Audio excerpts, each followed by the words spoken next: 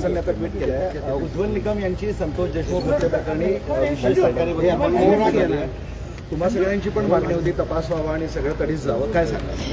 2-3 महत्त्वाचे प्रश्न आहेत. एक तर काहीतरी निर्णय सरकारने घेतला याचा अर्थातच मी स्वागत करीन, पण जो 7वा आरोपी आहे, जो खुनी आहे, तो गायब आहे. एक माणूस राज्यात गेले 72 दिवस आपल्याला सापडत नाही आहे, ह्याच्यावर माझा विश्वासच नाही आहे. आणि मी अनेक वेळा SP असतील किंवा पोलीस यंत्रणा असेल, माननीय मुख्यमंत्री असतील, यांना अनेक जणांना मी कॉन्टॅक्टही केलेलं आहे की तुम्ही सांगा की आम्ही केंद्र सरकारला विचारूया का. बजरंग अप्पा सोनवणे बीडचे खासदार यांनी अमितभाई शानचीही 2दा भेट घेतलेली आहे की आम्हालाही सहकार्य करायची आमची पूर्ण तयारी आहे. आम्हाला ह्याच्यात कुठलंही राजकारण आणायचं नाही. बीडमधल्या दोन्ही कुटुंब आणि परभणीचं कुटुंब या 3 कुटुंबाला न्याय हा मिळालाच पाहिजे आणि तिन्ही कुटुंबाला आज न्याय मिळत नाही, हे दुर्दैव आहे. आणि तो 7वा माणूस गायब आहे तरी कुठे? म्हणजे असं तर होऊ शकत नाही ना, ह्या जगामध्ये एवढं तंत्रज्ञान असताना तो कृष्णा नावाचा 7वा जो खुनी आहे, तो फरार आहे, तो ह्यांना सरकारला सापडत नाही, ह्याच्यावर मला खरंच विश्वास बसत नाही. ताई, विरोधी पक्षनेते दानवे यांनी बोलताना असं म्हटलंय की काही बरं वाईट झालं आहे का हे देखील तपासावं किंवा संशय व्यक्त केला. संदीप क्षीरसागर गेले महिनाभर असं म्हणतात. त्यामुळे संदीप क्षीरसागर गेले महिनाभर मी त्यांचं टीव्हीवर ऐकते की सापडत नाही, असं कसं झालं. त्यामुळे ह्याची पारदर्शकपणे याची इन्क्वायरी झाली पाहिजे. आजच सकाळी मी मुंडे कुटुंबांशीही बोलले, कारण का त्यांचाही फॉलोअप महादेव मुंडेंच्या खुनाचा चाललेला आहे. त्यामुळे देशमुख कुटुंब असेल किंवा महादेव कुटुंब असेल, आपलं मुंडे कुटुंब असेल, या दोन्ही कुटुंबाला न्याय मिळण्यासाठी आम्ही पूर्ण ताकदीने राजकारण बाजूला ठेवून आमचा प्रयत्न आहे की त्या दोन्ही कुटुंबाला न्याय मिळावा. आणि परभणीची जी इन्क्वायरी चालली आहे ती कुठपर्यंत गेलेली आहे हेही सरकारने आम्हाला सगळ्यांना सांगितलं पाहिजे. कालपासून संतोष देशमुखांचं कुटुंबीय उपोषणाला बसलेलं आहे, दुसरा दिवस आहे, काहीही त्यांना अपडेट देण्यातच येत नाही, त्यात असं त्यांचा आरोप. हो, हे दुर्दैव आहे की महाराष्ट्र सरकार पारदर्शकपणे काम का करत नाही. मी कालही त्या कुटुंबाशी बोलले, आजही मी सकाळी त्यांना व्हॉट्सअप केला होता, त्यांचंही उत्तर आलंय मला.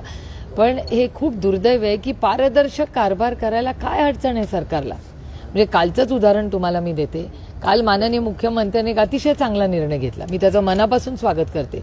ते काय म्हणाले, ज्या OSD किंवा PS वर कुठलाही आरोप झाला असेल तर त्याला अशा काय फिक्सर का काहीतरी शब्द त्यांनी वापरला माननीय मुख्यमंत्र्यांनी, यांना आम्ही ठेवणार नाही. जे पारदर्शक आणि चॅनल्सनीही त्याचं स्वागत केलं, मी मनापासून त्याचं स्वागत करते. पण मग एक निर्णय OSDला आणि एक निर्णय मंत्र्यांना, हा कुठला न्याय? जर OSD आणि PA ठेवताना तुम्ही जर म्हणताय की ज्याच्यावर आरोप झालेत किंवा कुणावर केस असेल किंवा काही कंप्लेन आली असेल तर त्याला आम्ही मंत्रालयात ठेवणार नाही. तर जर OSD आणि PA यांच्यासाठी एक कायदा आणि मंत्र्यांसाठी दुसरा कायदा, ज्यांना शिक्षा झालेली आहे, ज्यांच्यावर आरोप प्रत्यारोप झाले, जे कागदपत्र मंत्रालयात मुख्यमंत्री, माननीय उपमुख्यमंत्री सगळ्यांना दिलेले आहेत, मग त्यांना का वेगळा न्याय? मग जर तुमचं सरकार खरंच भ्रष्टाचार मुक्त असेल तर वॉशिंग मशीन सिलेक्टिव्हली नाही चालणार ना. कोकाटे आणि धनंजय मुंडे यांनी राजीनामा द्यावा असा त्यांच्याही पक्षातनं दबाव वाढलाय, तर दुसरा एक प्रवाह त्यांच्याच पक्षात एक की नको आरोप होत राहतात. त्यांच्या पक्षात काय चाललंय याचं मला माहिती नाही. मी नैतिकतेवर विश्वास ठेवते. या महाराष्ट्रामध्ये नैतिकतेवर काम अनेक वर्ष झालेलं आहे आणि बऱ्याच मंत्र्यांनी नैतिकतेने राजीनामे दिलेत. आणि माझ्या अपेक्षा माननीय मुख्यमंत्र्यांकडून आहे, कारण का काल मला खूप आनंद वाटला त्यांचं पब्लिक स्टेटमेंट, आणि फर्मली बोलले ते की भ्रष्टाचाराचा आरोप, इन्क्वायरी काही असं मी सहन करणार नाही. OSD आणि PA हा असा ठेवता येणार नाही. माझी एवढीच प्रांजळ विनंती माननीय मुख्यमंत्र्यांना आहे की एक नियम भ्रष्टाचाराचा मंत्र्यांना किंवा इन्क्वायरीचा आणि दुसरा OSD आणि PAंना, हा कसं न्याय आहे मला सांगा. नैतिकतेच्या याच्यावर आधी मंत्र्यांनी फार राजीनामे दिलेले आपल्यासमोर उदाहरण, आताच्या मंत्र्यांना नैतिकता समजून सांगावं लागेल का, कळत नाही का? मी तुमच्या चॅनेलवर सुरेश धसांचं एक स्टेटमेंट पाहिलेलं आहे की नैतिकता यांची भेटच नाही कधी झाली. ते जेव्हा मी ऐकलं तेव्हा मी वाटलं होतं की अरे सुरेश धस असं काय बोलतायत. आता ते खरं वाटायला लागलं, कारण का बघा ना, एक्स्टॉर्शनचा आरोप, त्यांच्या जवळच्या लोकांनी खून केलेले आहेत असा आरोप, म्हणजे आरोप झालेले सांगते, मी आरोप करत नाहीये, प्लीज हे नीट दाखवा किंवा परत प्रश्न विचारला तर नीट विचार. हे आरोप मी एकटी करत नाही, सगळे लोक बोलत आहेत. त्याच्यात कम्प्लीट पॅकेज झालंय त्यांचं. भ्रष्टाचार, खंडणी, त्याच्यानंतर शेतकऱ्यांचं एक्सप्लॉयटेशन, हार्वेस्टरचा घोटाळा, पीक विम्याचा घोटाळा, कौटुंबिक हिंसाचार. राहिलंय काय मला सांगा ना, कुठली कंप्लेन राहिली आहे? हे दुर्दैव आहे की महाराष्ट्रामध्ये अनेक मंत्र्यांवर असे आरोप होत आहेत. आणि मी म्हणते नैतिकतेवर थोडा वेळ बाजूला राहा. तुम्हाला जर हार्वेस्टरचा घोटाळा, पीक विम्याचा घोटाळा किंवा युरियामध्ये जे आरोप झाले किंवा कौटुंबिक हिंसाचार, एक्स्टॉर्शन, या सगळ्यामधून तुम्ही जर मुक्त झाला तर तुम्ही परत येऊ शकता, माझं काहीच म्हणणं नाही. किंवा ज्यांना 2 वर्ष आता ज्यांना ऑलरेडी त्यांना शिक्षा झालेली आहे, तर शिक्षा तर झालीच आहे ना, कोर्टाने केली आहे ती, काय आम्ही नाही केली. आम्ही विरोधक म्हणून मी बोलतच नाहीये.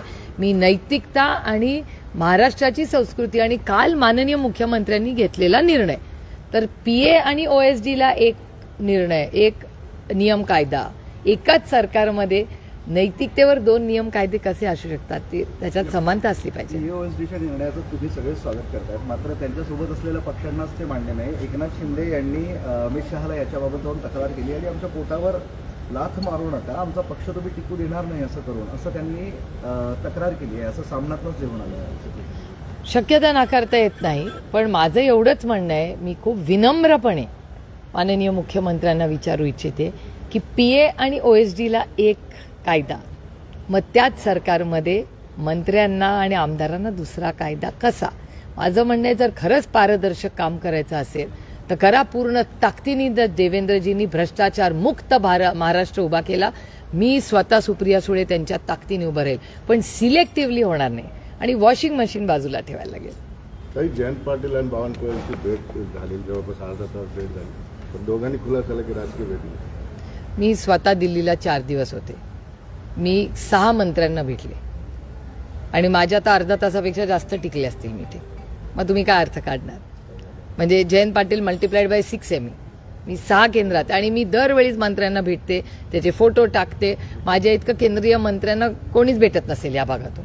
म्हणून अहो, एकदा आम्ही लोकप्रतिनिधी आहोत, मंत्र्यांकडे आमची सगळीच कामं असतात. आता रेल्वे मंत्र्याची आणि माझी सारखीच भेट होते, कारण का माझ्या लोकसभा मतदारसंघातली कामं असतात. नेहमीच जलजीवन मिशन, CR पाटलांकडे किती कामं असतात, कारण का जलजीवन मिशन माझ्या मतदारसंघात इम्प्लिमेंट होतं आहे, त्याच्यात चॅलेंजेस आहेत, त्यामुळे वारंवार त्यांची भेट घ्यावी लागते. आता मी इन्कम टॅक्सच्या सिलेक्ट कमिटीवर आहे, त्याच्यामुळे फायनान्स मिनिस्टर, अर्थमंत्री निर्मलाजींची अनेक वेळा मी महाराष्ट्राच्या वतीने आणि राष्ट्रवादी काँग्रेस पक्षाच्या वतीने नेहमी बजेटवर मी बोलते, त्यामुळे माझे आणि खूप वेळा एकत्र भेट होते निर्मला सीतारामनजींची. किंवा अनेक वेळा परदेशात माझ्या लोकसभा मतदारसंघ किंवा महाराष्ट्राचं एखादं मूल किंवा कुटुंबाला अडचण असेल तर जयशंकरजींना अनेक वेळा बोलणं होतं. म्हणून काय असं नसतं, एकदा निवडून आल्यानंतर आमची नैतिक जबाबदारी असते की सगळ्यांची गाठीभेटी घेऊन आमच्या राज्याची, देशाची आणि मतदारसंघाची कामं करणं.